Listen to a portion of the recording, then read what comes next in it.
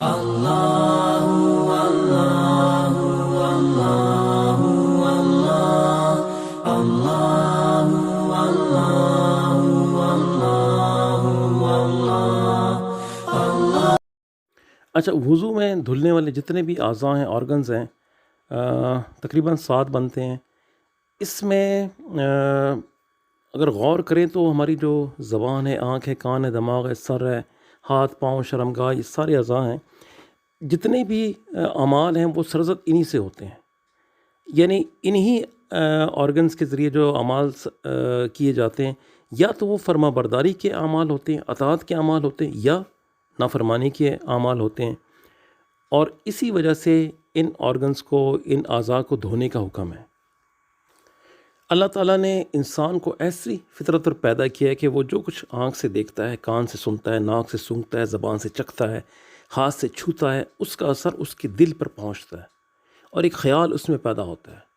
جو اس کے اخلاق پر اثر کرتا ہے۔ انسان کے دل کے اندر سے جو نکلنے والی چیزیں ہیں وہ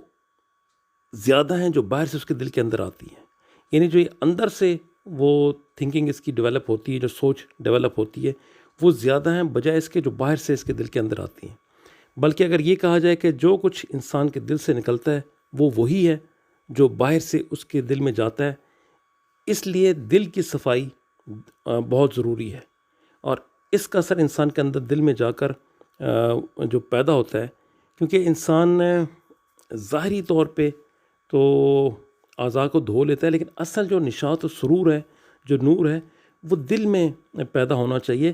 دل مقام ہے، کیونکہ ایک حدیث میں آتا ہے کہ جسم ایک لوتھڑا ہے، اگر وہ صحیح ہو گیا تو سارا جسم صحیح ہو گیا، اگر وہ خراب ہوا تو سب کچھ خراب ہو گیا۔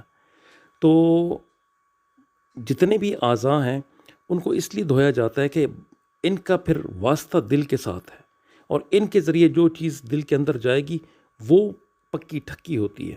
جو آنکھ دیکھتی ہے، جو کان سنتے ہیں، جو دماغ پروسیس کرتا ہے، جو ہاتھ پکڑتا ہے، جو پاؤں جس طرح چلتے ہیں، یہ سارا مل کے، اور زبان جو ٹیسٹ کرتی ہے، زبان جو کچھ کہتی ہے، ناک جو کچھ سونگھتا ہے، یہ سارا امپیکٹ بن کے دل پہ اثر کرتا ہے، اور اس کے نتیجے میں پھر جو چیز باہر آتی ہے وہی اعمال ہوتے ہیں۔ تو اس لیے ان ساری چیزوں کو دھویا جاتا ہے کہ ہمارا جو دل ہے وہ پیور اور نیٹ اینڈ کلین